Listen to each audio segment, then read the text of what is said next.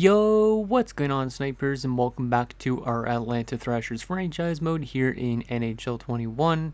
So in last episode, we had the trade deadline and season simulation, and as you can see, we finished the season 44, 28, 7, and 3, and we have home ice in the first round against the Ottawa Senators, who finished 41, 36, 4, and 1.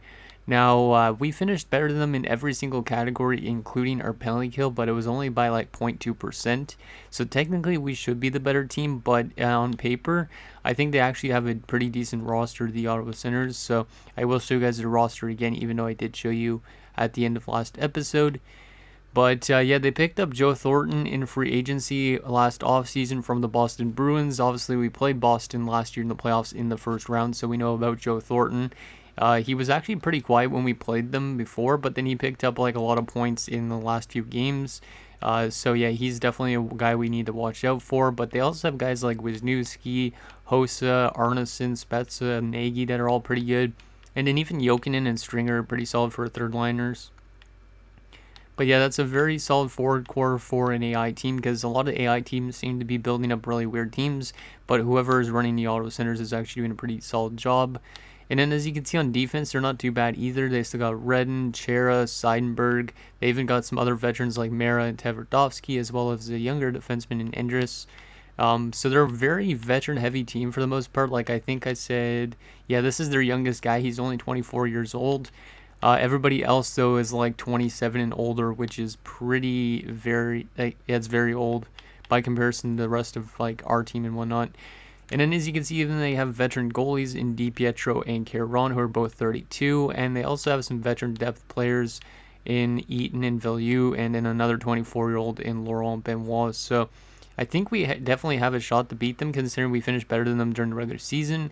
But I wouldn't be surprised if they were the type of team that could actually beat us as well, because they have some pretty good center depth. So should be a pretty interesting first round.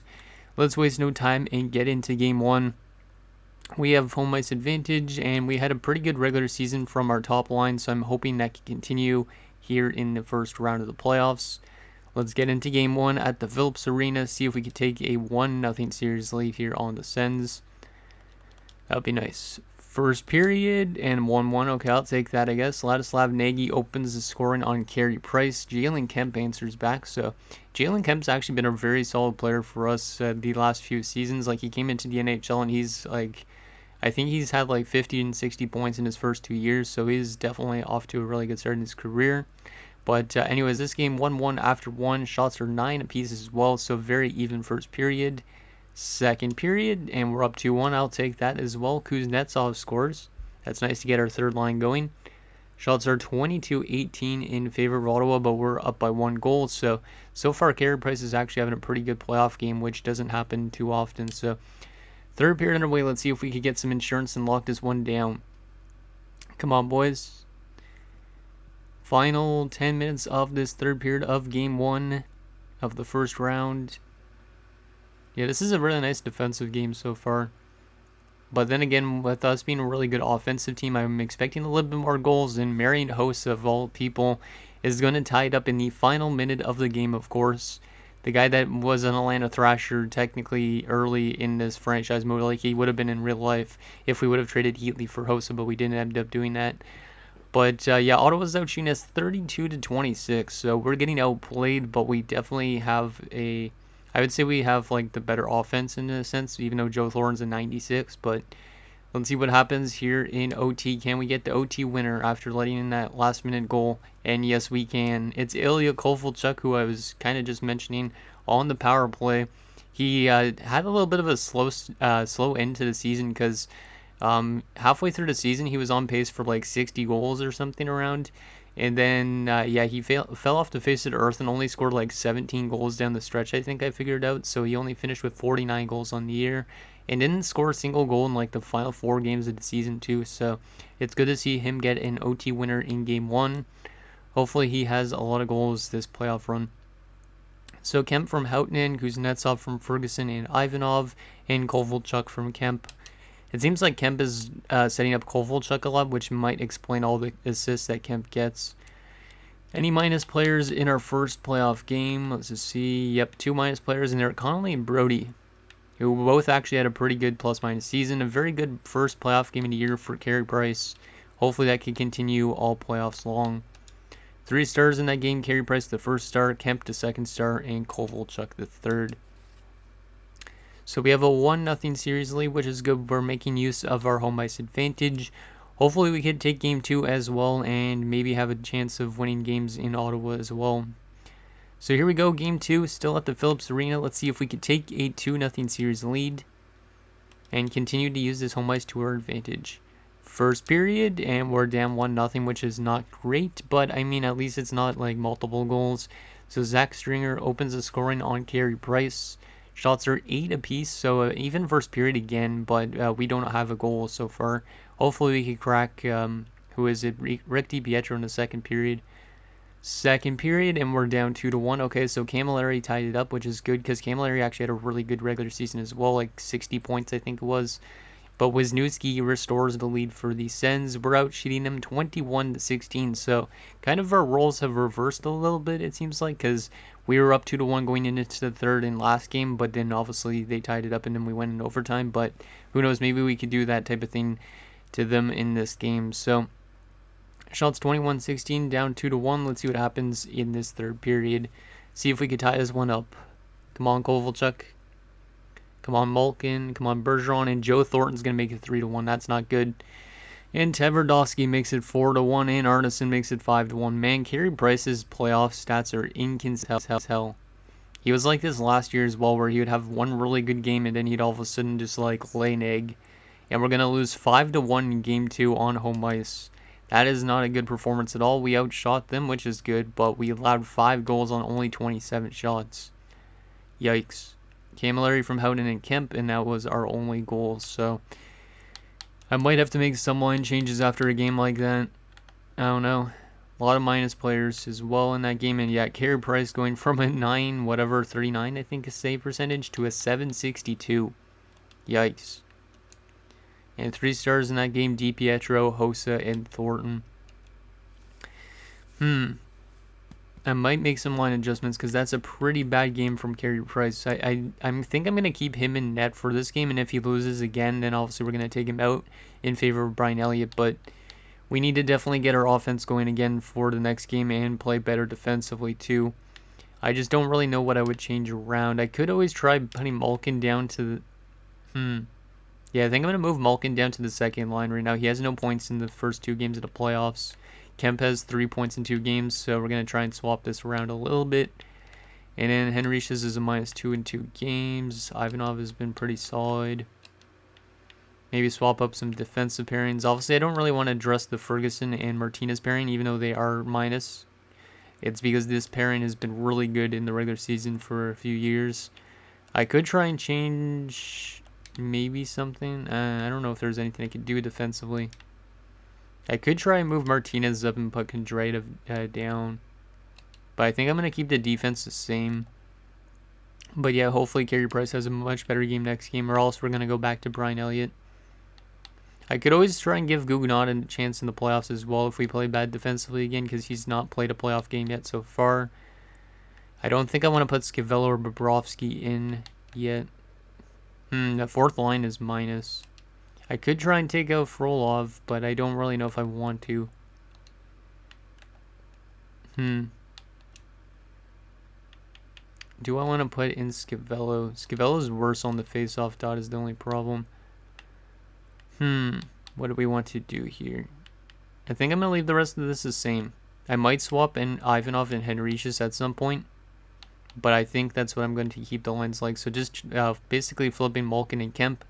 And also, if Carey Price has a bad game, then we're going to go back to Brian Elliott, because Brian Elliott can bounce back for us a lot. So at least he did a few years ago, so I'm hoping that he would be able to do that again if Carey Price is to drop 2 straight games. So let's see what happens here in Game 3. We're now in Ottawa at the Corral Center, which would now be, by this point in time, probably Scotiabank Place. So first period of game number 3, and we're up 1-0. I'll take that.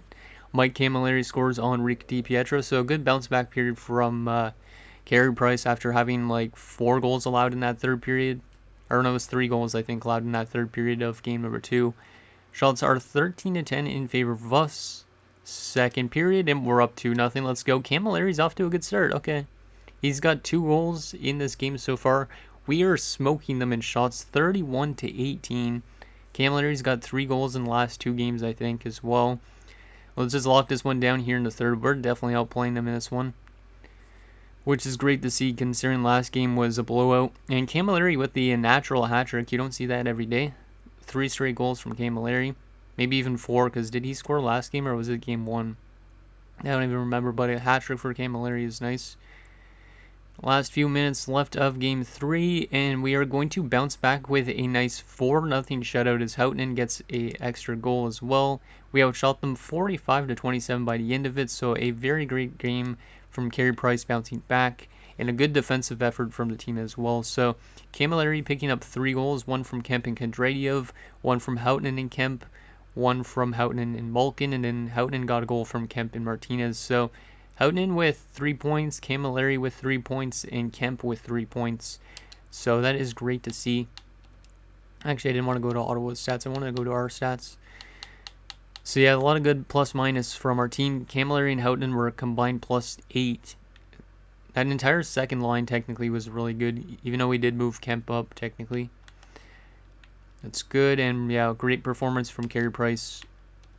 That's what we want to see. So Camilleri gets first star with 3 goals, Price the second star, and Houghton the third with 3 points as well. So very good offensive performance and a very good defensive performance, bouncing back from that 4-1 or 5-1 loss. And Ivanov was injured in that game. Well, I guess we're gonna have to move up Henricius now, but damn, that sucks about Ivanov going down. That's maybe a little bit of a blow to our team, but I mean, Bobrovsky should be okay to go in. Yeah, Bobrovsky's a decent fit for that third line. What about Scavello, our fourth line? Scavello is more of a second liner, so we'll move in Bobrovsky into the lineup. Yeah, he's actually a left-handed shot as well, so that works perfectly. Nice. But it does suck to lose somebody like Ivanov, who had how much points? Can't even see because the screen likes to glitch out for some reason. But whatever. Good bounce back game for the boys. Hopefully Bobrovsky could help out our team as well without Ivanov, because I think it said Ivanov wasn't back till May, right? Which means he won't be back till next round, or even the third round if we get that far. Let's take a look at that injury report quickly. It's pending evaluation. Hopefully it's not too long term. And yeah, Kemp has 6 points in 3 games so far. He's been a really good playoff performer as well for us so far, it seems like. Okay, so let's get into game number 4 in Ottawa. See if we could take a 3-1 series lead here. That would be really nice if we could. We've had 2 really good games and then 1 really bad game. Let's see what happens. First period of game 4, and it's scoreless, so I'll take that. Another even first period of play. 0-0 after 1. Shots are 10-8 in favor of us.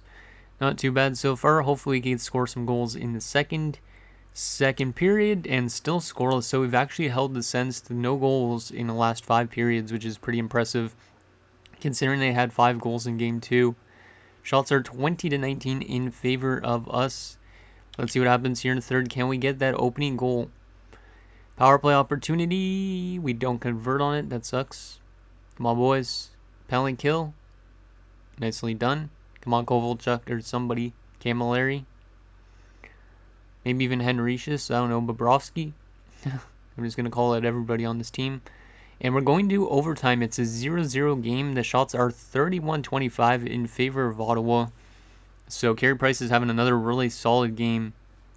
It's really great to see that he's actually playing good. Considering game 2, I kind of got a little bit worried about how he played. And I was debating going to Brian Elliott, but it seems like Carey Price is back on track again. Let's see what happens here in OT. Can we get the OT winner? Power play early. And we're going to score on the power play? Nope, not on the power play, but we do score the OT winner. It's Evgeny Malkin with his first goal of the playoffs. And we're going to take a 3-1 series lead on the Ottawa Senators. Final shots in that game are 33-29 in favor of them as well, but we do get back-to-back shutouts from Carey Price. So that is very impressive. So the only goal was Malkin from Bergeron and Kuznetsov. A very good defensive game for both teams actually in that one. And yeah, 33 saves from Carey Price. Nice to see that. 3 stars, Carey Price, Rick DiPietro, and Evgeny Malkin. So Yeah, Carey Price has been a 3-star every game that he's won so far.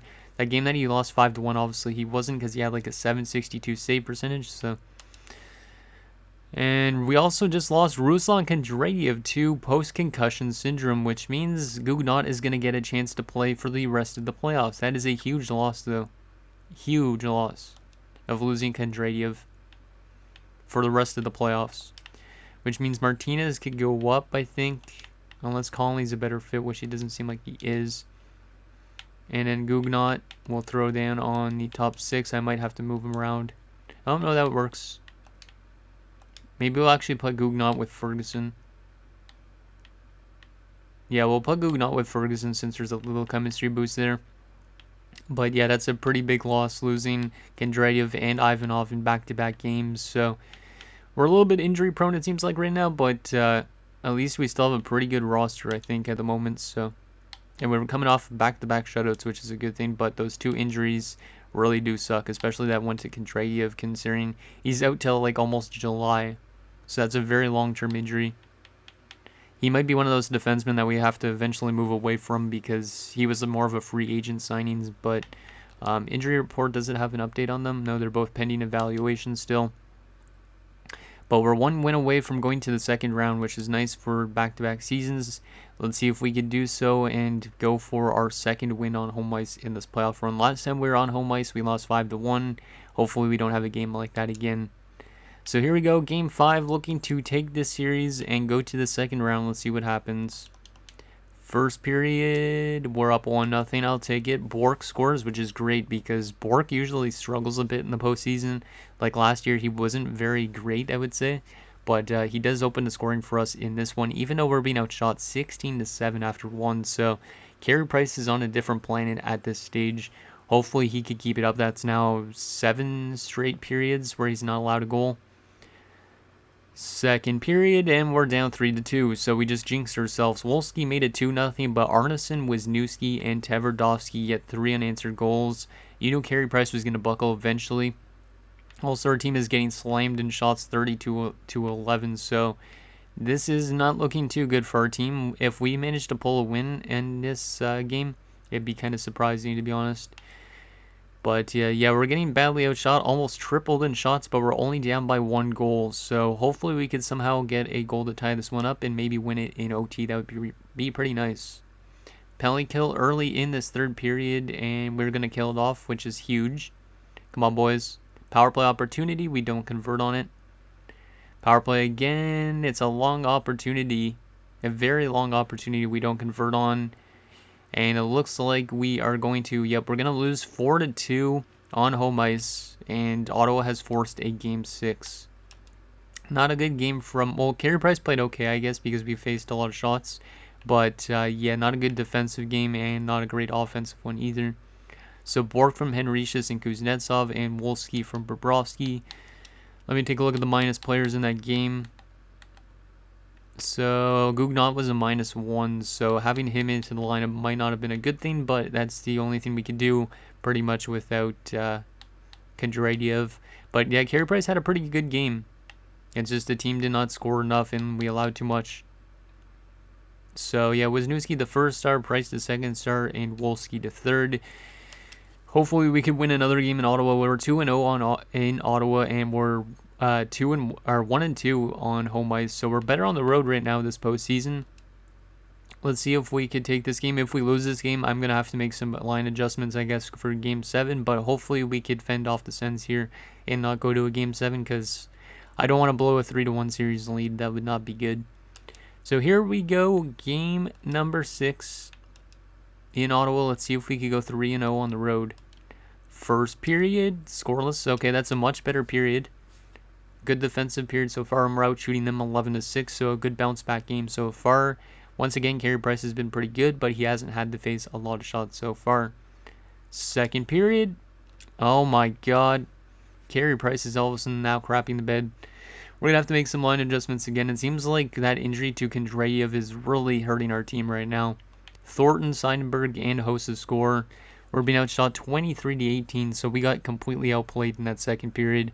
And we're down by 3 goals, looking like we're probably going to a Game 7 situation, unless we have a historic comeback. Third period, can we come back from 3 down, or are we going to a game 7? And Bergeron's going to break the shutout, at least to make it 3-1. Thornton makes it 4-1. Power play opportunity for the Sens. They don't score. Oh, Bergeron makes it 4-2. Come on, start the comeback, please. I know I've seen comebacks before like this, but I don't think it's going to happen for us. Final few minutes, and we're going to lose 4-2. Back-to-back games where we give up too much goals. Wasn't a terrible game again from Carey Price, but yeah, that second period lost us the game. So Bergeron from Kemp and Kovalchuk, and Bergeron again from Kemp and Kovalchuk. So I think I'm going to have to make some line adjustments. Who is Valley minus in that game? Was the top line or the second line? Not a good game from Carey Price, actually. Never mind. 3 stars, Thornton, Hossa, and Bergeron. Yikes, I'm kind of scared now that we've dropped back-to-back games. But a lot of the time when you win like the Stanley Cup, you end up winning the series in like 7 games. You win 1 in 5 games, 1 in like 6 games, and 1 via sweep a lot of the time, I find. So maybe this is just the series we need to go to 7 games to win. Let's go back to edit lines though and make some adjustments. See who we could change around. Second line. Malkin's a -3. I'm going to go Malkin back to the top line, even though Kemp has been fantastic. Yeah, and then defensively... How's Guggenot been? -1. That's not terrible. I think I will move Guggenot back down to the top 6 and move Conley back up. And leave the rest of that the same. And I don't know if I... Should I be going with Carey Price? He's been really good so far, but he's dropped back-to-back games. Brian Elliott played, I guess, part of 1 game, but he got credited with the loss. I think I'm going to keep with Carey Price. And then how's Frolov been defensively? He's got 9 PIMs in 6 games. I think I'm going to take Frolov out because he's taking too many penalty minutes just for this game and give Scavello an opportunity. And then, yeah, Frolov would go back in next round if we get to the next round. So I think that's good on that front. Yeah, that's good. Let's get into Game 7. Real-time simulation. If we lose this to the Sens, that's going to really suck because this team should be a lot better than this. Because we're having like the same playoff troubles we did with Detroit. So here we go, Game 7. Can we advance to the second round, or are we going to fall apart and lose 3 straight games? Come on, boys. Real-time simulation, and they're going to open the scoring. Come on, Carey. You got to play better than that. You had 2 straight shutouts, and now you're just not playing that great. Penalty kill. Nicely done, boys. Penalty kill again. Stop taking penalties. Maybe that's our problem, because we're too physical. And we're going to be down 1-0 after 1, so not a terrible opening period, but still definitely need to get our offense going. We're being outshot 9-8, and we're down by 1 goal. Let's see what happens here in the second period. Come on, boys. Kovalchuk, I know you haven't scored in a while. We don't score anything there on that power play opportunity. And we're halfway through the game, and Wisniewski scores again. That might be the ball breaker in this, or the ball buster, whatever you want to call it. But we're down 2-0 now in the second period, and now we're down 3-0. Are you really kidding me right now? This team is literally a championship team almost, and we're going to be down 3-0 again. Going into the third period, and it looks like we're going to drop 3 straight games to the Sens, and watch, they're going to go on to win the Stanley Cup or something like that. We had this series in the bag, but then that injury to Contreras, I don't know if that's what screwed us over, but it might have been. Third period of Game 7, can we come back from the 3-0 deficit, or are we going to be not reverse swept, but yeah, we're getting reverse swept to an extent. Losing 3 straight games, Nagy made it 4-0. There's a goal from Howden to make it 4-1. Penalty kill.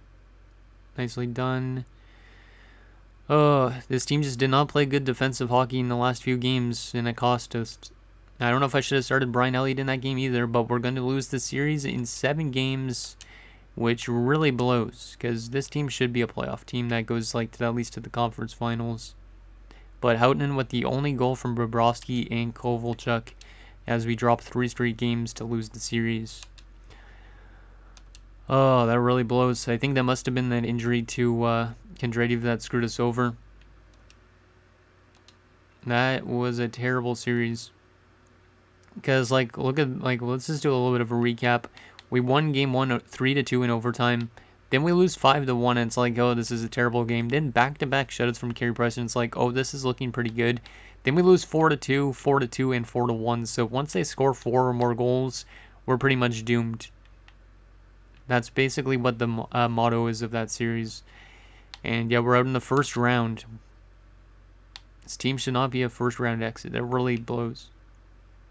Let's take a look at our players' stats for the playoffs, and then we'll sim to the awards just to see who wins the Stanley Cup and all that. And then that'll be pretty much it for this episode. Oh, I'm ashamed of this team again right now. Like, I mean, our offense was pretty solid. Houghton was almost point per game. Bergeron was pretty quiet. It seems like our top line didn't get enough offense going. Like, they had a really good regular season, but they really slowed down in the playoffs. Yeah, that's probably the main problem. But Kemp was really good, 8 points in 7 games. Yeah, he's off to a really good start in his playoff career, 20 points in 21 games. Camilleri was also pretty good in the first few games, but then he really slowed down. Kovalchuk was really quiet for 49 goals in the regular season. Only 1 goal in 7 games. And that was the game winner in game 1, I'm pretty sure. Ivanov and Henricius as well with only 1 point each. And then Ivanov got injured, obviously. Bobrovsky had 2 points in 4 games. Wolski had 1 point. Yeah, we just didn't score enough, it seems like, in those last few games. And then defensively, Kondratyov was pretty good when he did play, but then obviously he got injured. Ferguson and Martinez were not too bad, but the plus-minus on Brody, Gougnot was a -3 in 3 games. That's not good. So yeah, I think the addition of Gougnot into our lineup and then Kondratyov being injured, that might have screwed us over in this playoffs matchup. And then goaltending-wise, Carey Price had some really good stats in the first few games, but then dropped the ball completely. And that is not what we want. That is not good. Let me see. Yeah, I think that's that. Actually, let me take a look at our team stats from the playoffs. I'm curious on how bad our power play and stuff was as well. Like if our special teams were bad. If we go to the entire playoffs, yeah, we were ultimately averaging 2 goals per game. So our offense completely dried up. And in goals against per game, we were still pretty solid defensively, but offensively it wasn't there. Our power play was terrible as well, 10.5%. And our penalty kill was actually pretty good. So, yeah, we didn't get our power play going, and then that pretty much was our downfall, I guess. But let's sim to those awards quickly and find out who wins the Stanley Cup, as well as like the draft lottery results and retirements, and then that'll be it for this episode. Let's just throw Elliot Tunney back in, because I think the AHL team is still in the playoffs, if I'm not mistaken. But they did just lose Jackson Robbins, which is a big loss. But watch, the Ottawa Senators are going to end up winning the Stanley Cup because they just defeated us. I don't even know how we lose that series. I mean, Ottawa looked like a pretty good roster, but still, that really sucks to lose 3 straight games to a team that finished below you guys in the standings. Okay, so Ivanov is back from injury. We'll just throw him back into the lineup, even though it doesn't really matter. My voice keeps trying to go on me, and I still have to pre-record a ton of videos for when I'm in Vancouver. So, yep, look at that. I predicted it. So, we'll end up losing to the Sens because they win 3 straight games, and they end up going on to win the Stanley Cup. So, I knew exactly what was going to happen once it happened. This sim engine is a little bit predictable. And Wilkes-Barre is going to win the AHL. So the Ottawa Senators are the Stanley Cup champions after defeating us in the first round. We're that close to winning the Stanley Cup, I feel like. But losing that first round matchup really sucks. Who did they beat in the finals? They beat the San Jose Sharks. So I was right, San Jose was going to go to the finals, but they lose in 7 games. The Rangers routed in the first round. I said San Jose and the Rangers for the Stanley Cup finals, but I was kind of close. Let's take a look at these awards. So Ottawa wins the Stanley Cup. San Jose wins the President's Trophy for the 3rd time in 4 years. And yes, San Jose Ottawa finals. Sergei Samsonov is going to win the Art Ross. Afinogenov is going to win the Hart, which is interesting. Wade Redden and Norris. Samsonov the Bing. Nikonov the Calder. Thornton won the Conn Smythe in the playoffs. Kind of ironic that he actually wins the Stanley Cup against the San Jose Sharks. Marc-Andre Fleury won the Vezina and the Jennings. Some gray guy wins the Masterton. Boston's coach wins the Jack Adams. Anze Kopitar won a Selke to break up Bergeron's streak, which really sucks, but it's cool to see Kopitar get a Selke. Afinogenov is going to win the Lindsay, and Kopitar wins the Maurice Richard. In terms of the AHL, any awards for us? Yep, Easton Hillen's going to win the most valuable player in the AHL, which is cool. And that is it, I think. Yeah, that is it. Oh, man, that sucks. Let me just take a look at those player stats for the playoffs just so I can see how good Ottawa and San Jose's players did. Damn. Yeah, Joe Thornton and Hossa went off. Everybody else was below point per game on the Sens on their Stanley Cup win. And then in San Jose, yeah, that top line and offense in general was really good in San Jose, but they didn't win. That may be one of the best teams to never win. Let's continue to simulate so we could just find out the retirements and all that. I don't think we lost anybody because we don't have anybody super old, but you never know. So Philly, Detroit, Columbus, Montreal, and Anaheim are your top 5 for picks this year. Interesting. I feel like this team is so close to winning the Stanley Cup, but they can't get past, like, we went to the conference finals and then we fell off a cliff in terms of winning. But here's the retirements this year. So big ones like Kovalev, Whitney, Prospol, Paul Kariya, Peter Forsberg. So yeah, some pretty big players. Not going to read them all out because there is a lot of names, and obviously I have to kind of save my voice for my other recordings. But yeah, there's quite a bit of players in this retirement class. I think we had Matt Bradley at one point, didn't we? Or am I just messed up? No, we did have him for a little bit. As a fourth liner, Dan Snyder retires as well. Salute to Dan Snyder. I don't even know if he won a Stanley Cup in this, but yeah, I think he might have won a Stanley Cup with Buffalo. I could be wrong with that. We also had Andre Zuzin at one point. Interesting. But yeah, a decent amount of retirements. It's funny, Sean Thornton's retired. Chris Dingman. And that's pretty much it on terms of retirements. Goalie-wise, the best goalie to retire is Dan Kluche, also Jose Theodore, Patrick Lalime, John Graham, J.S. Aubin, Zach Bierk, and that is that. So we did not lose anybody to retirement, which is what I was expecting. So that's that. And for coach-wise, we did lose a coach, Aiden Sador, who I'm trying to think of what he was. I think he was like an alternate coach of ours. So we're going to probably have to get one of those new coaches as well. We do also lose a scout.